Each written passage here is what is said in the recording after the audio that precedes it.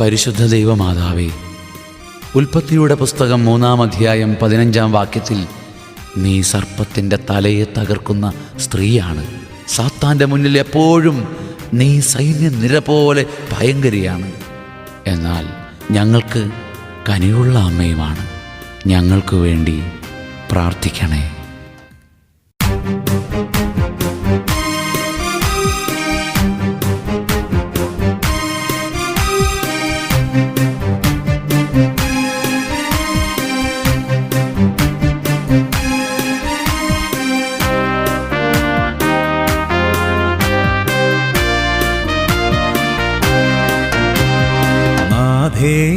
നീ സൈന്യനിര പോലെ ഭയങ്കരിയും സൗന്ദര്യവതിയും പ്രഭാവതിയും ആയിരിക്കുന്നല്ലോ.